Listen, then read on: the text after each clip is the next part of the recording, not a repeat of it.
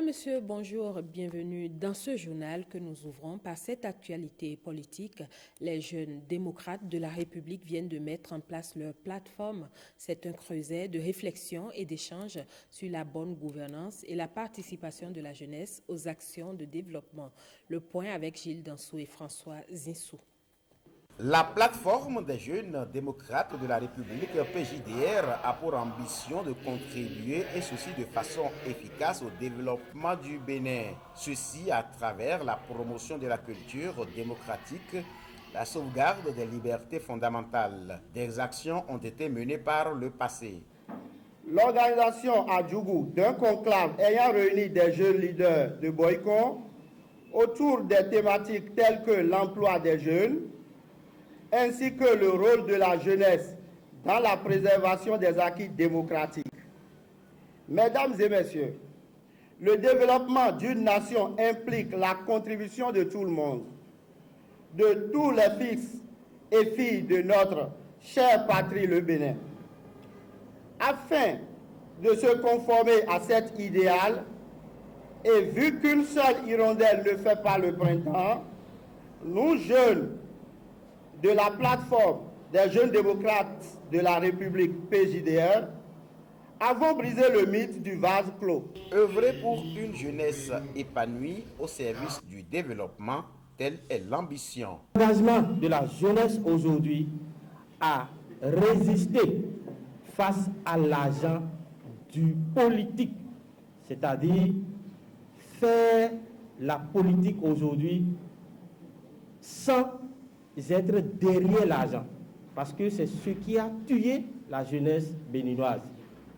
Nous avons toujours milité pour de l'argent. Le président de la plateforme mise sur l'avenir, un Bénin bien prospère. Il n'est doute que le progrès de ce jour n'est pas le fruit du hasard.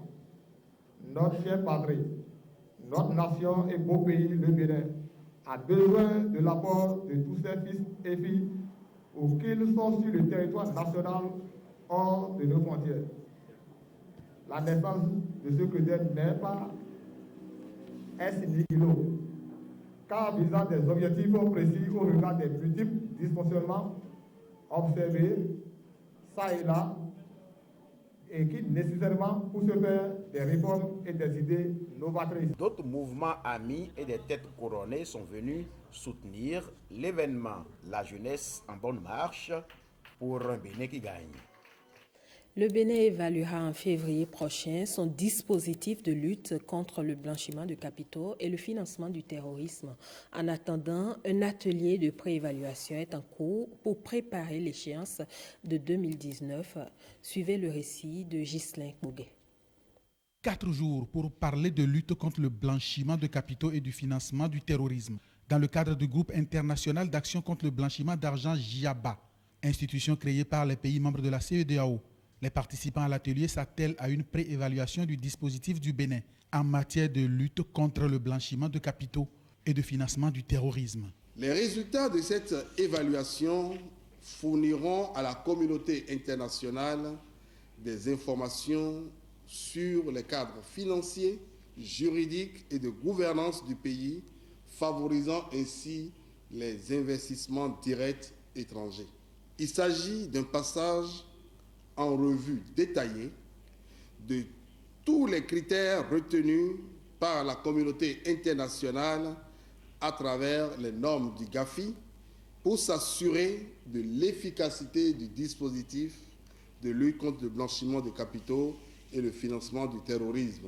L'évaluation complète elle-même se déroulera en février 2019. Le sujet est important pour le Bénin dont les gouvernants prônent une lutte implacable contre la corruption.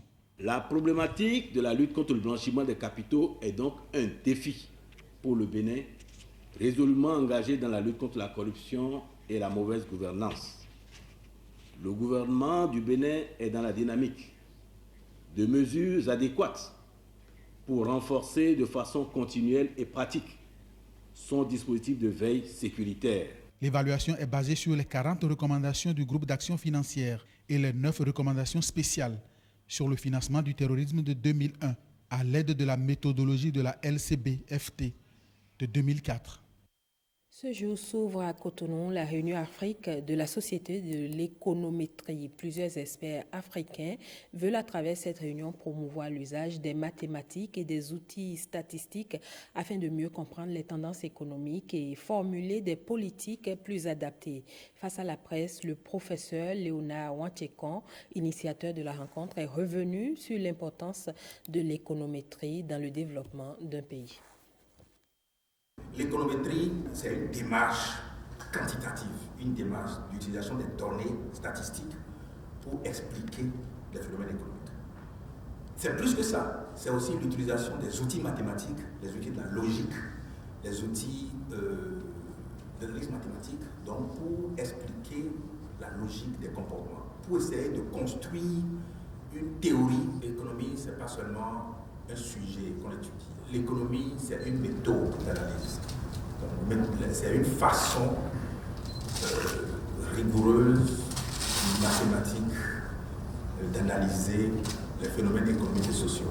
Avec l'aide des mathématiques, de plus en plus, on est capable de construire l'économie idéale, l'économie que nous voulons, l'économie qui répond à nos attentes, et expliquer dans quelle mesure l'économie actuelle s'éloigne de cette économie, disons, idéale, et penser à quelle institution on peut mettre en place, quelle loi on peut mettre en place, quelle incitation on peut donner aux individus pour qu'on puisse passer de cette économie qu'on vit à l'économie que nous voulons.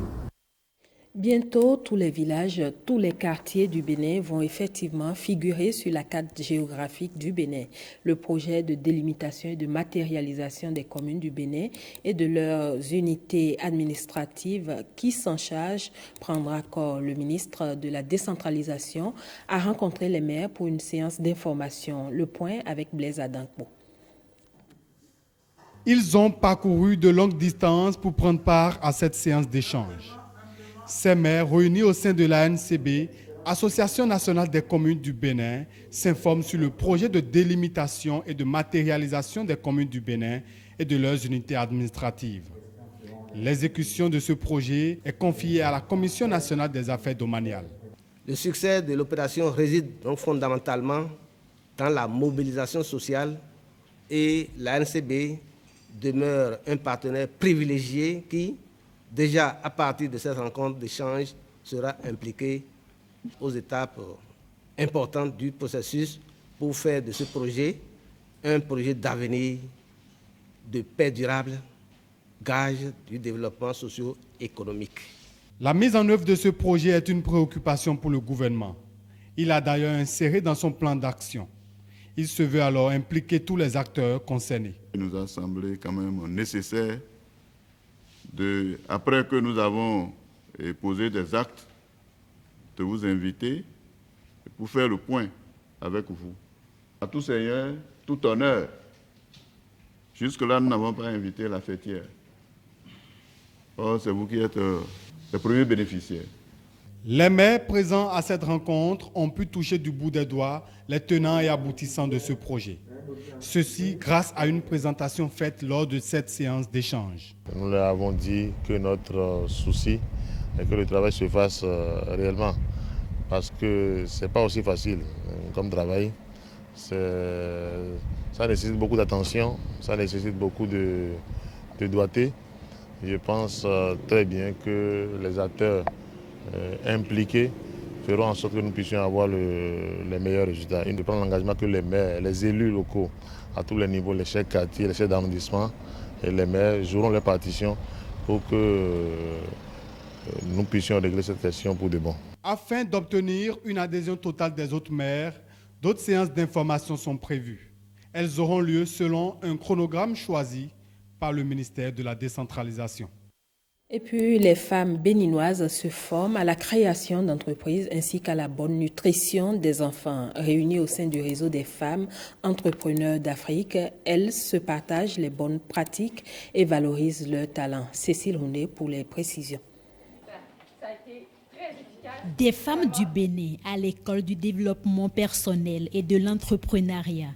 Elles sont pour la plupart des intellectuelles, mais au-delà des exigences de leur profession, elles s'accordent un temps nécessaire pour travailler à devenir des femmes leaders.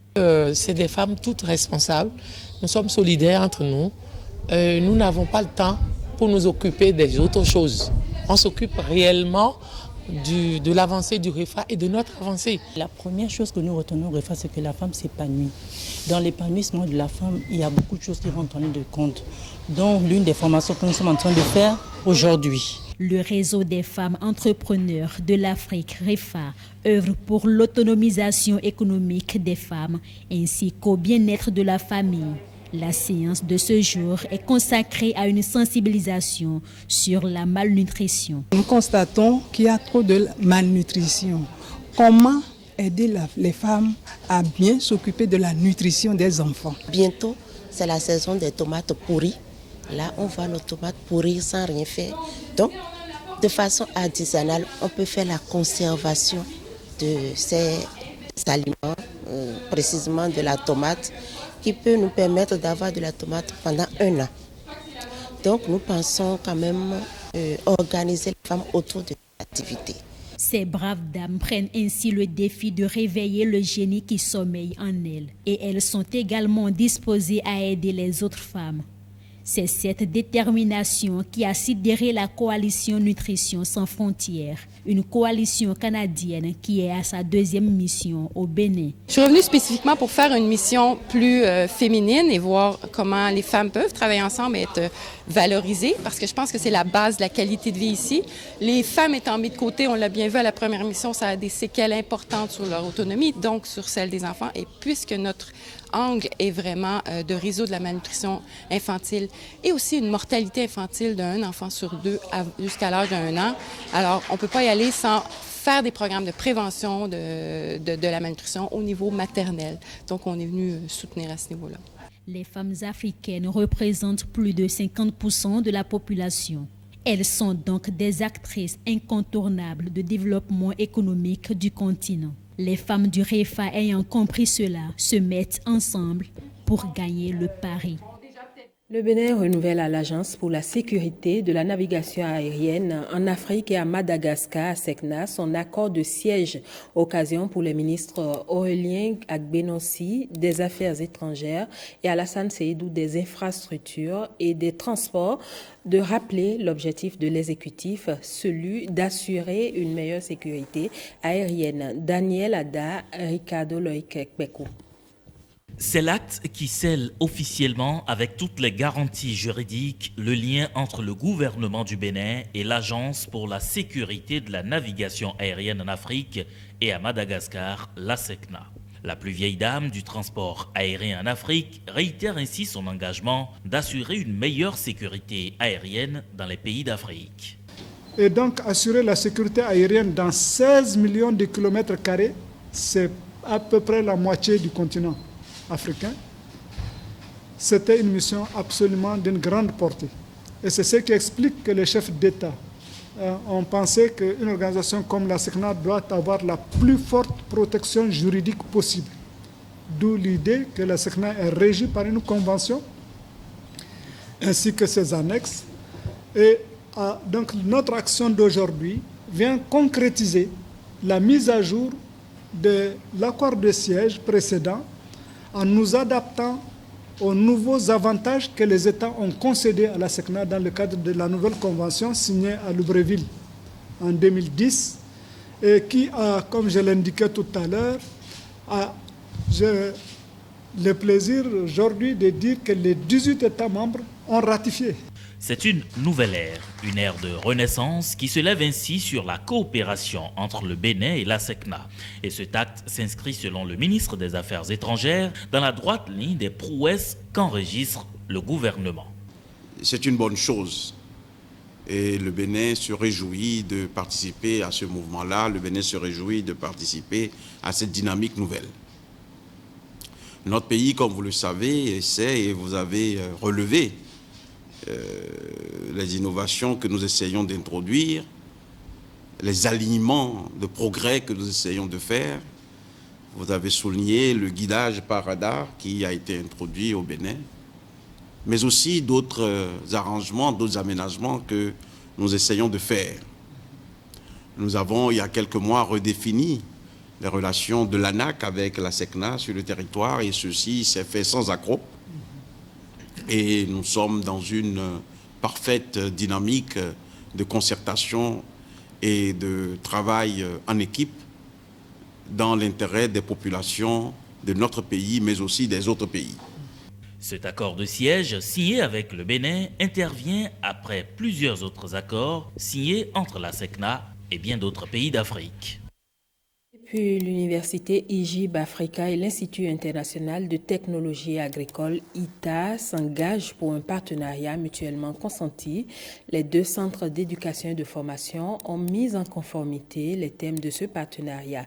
Belmondo Atipo, Rodrigue Brandoumé. Signature de documents, échange de parapheurs et de civilité. C'est fait, c'est déjà fait.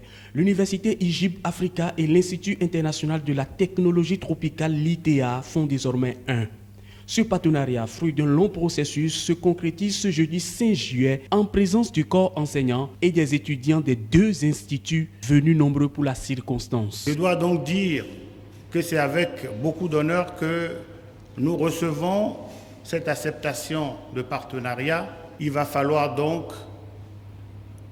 inventer, réinventer, ou du moins emprunter les nouvelles voies. Et les nouvelles voies, ITA en a eu l'expérience, ITA en a l'expérience. Nous avons une équipe, nous avons des jeunes volontaristes, nous avons des ambitions, nous avons un gouvernement et des autorités réglementaires qui nous poussent à cela. L'Institut international de la technologie tropicale est présent au Bénin depuis 34 ans. L'IJIB Africa, quant à lui, existe depuis 11 ans et forme les étudiants dans le domaine de la biotechnologie. Les deux structures se sont donné la main pour accompagner le gouvernement dans les sous-secteurs de l'agriculture et de la biotechnologie pour rendre possible la réinsertion professionnelle des jeunes. 8 millions de chômeurs, même s'ils existaient au Bénin, ne pourraient plus jamais parler de chômage. Les pistes sont là, les réalités sont là, tangibles, irréfutables. Manuel Tamo, le représentant résident de l'ITA, explique les vraies motivations de son institut à entrer en partenariat avec IJIB Africa. Ce que IJIB Africa fait différent des autres universités, c'est que, selon moi, ça c'est ma vision en tant qu'homme du terrain, je vois qu'il y a une formation très pratique, très ciblée à un emploi futur. Il poursuit en disant tout le bien qu'il pense de son partenaire. Vous avez des plateformes technologiques aussi en biotechnologie, bien sûr, et je pense que ça va être le premier cas concret de collaboration entre les deux institutions. Ce partenariat n'est pas le fruit d'un hasard, puisque les deux universités ont décidé de ne plus rester sur le bas-côté de la route que le gouvernement a tracé dans le cadre des réformes.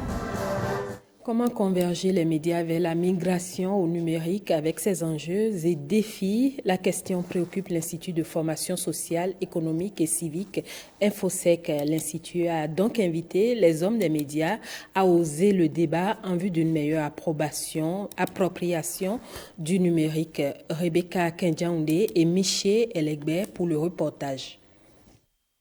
Le virage vers le numérique s'accélère. Sur son passage, il soulève des préoccupations. Au nombre de celles-ci, les enjeux et défis pour la presse béninoise. L'irruption des technologies numériques est en passe de bouleverser non seulement l'économie des médias traditionnels, mais aussi leur mode d'organisation, leur structure et leur contenu. Il est donc impérieux pour la presse de disposer d'une capacité d'adaptation permanente dans un environnement de concurrence qui se renouvelle sans cesse. Et c'est en cela que le présent séminaire trouve tout son sens. Il permettra aux hommes des médias de bénéficier d'une formation sur les outils indispensables pour un mariage réussi entre médias traditionnels et le numérique.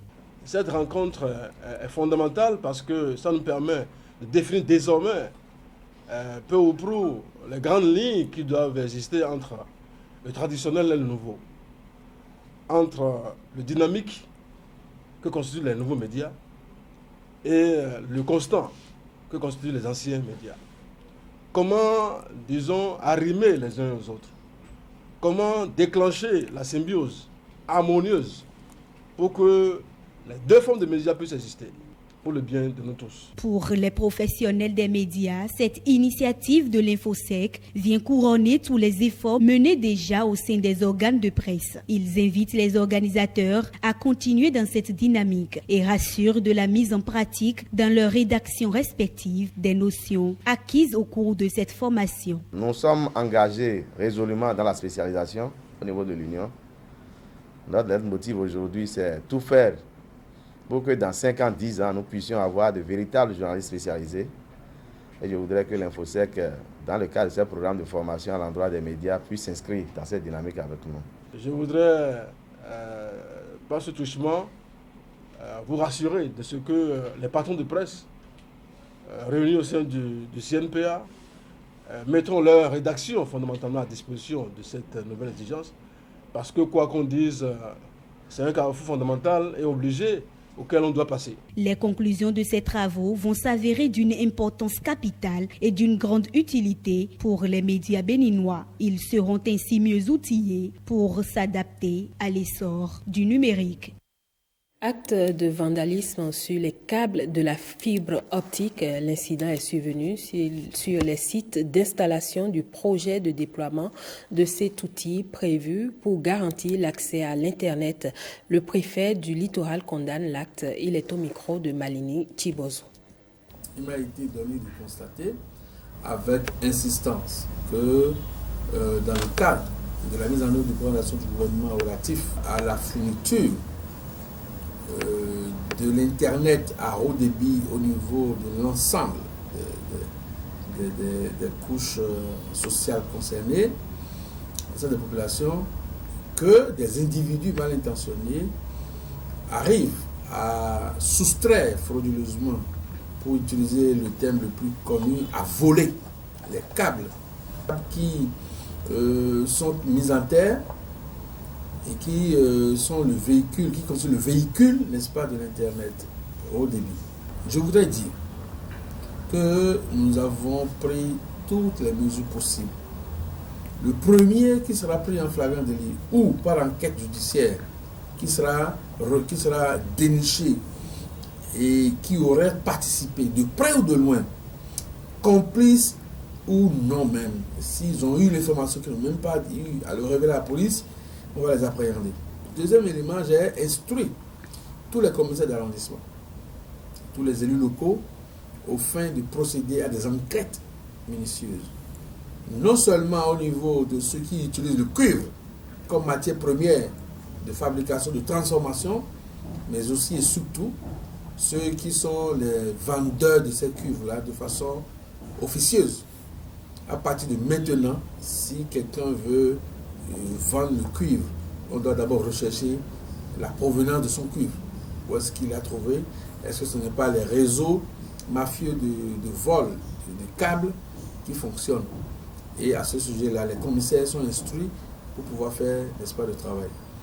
Je voudrais donc appeler l'attention de tout le monde et demander aux populations de collaborer. Le numéro 166 reste ouvert pour que des dénonciations soient faites lorsque vous voyez des individus qui, le soir, commencent par errer sur les installations qui sont concernées par la fourniture de l'Internet à haut débit. Lorsque vous avez des gens qui ont des comportements douteux, n'est-ce pas, il faut les dénoncer. Retour à présent sur la célébration de la journée de l'enfant africain. Les enfants déshérités du port de pêche de Cotonou l'ont célébré afin de rester collés au thème de cette année. Aucun enfant laissé de côté. Patrick Ayadi, Amitié Sagbidi.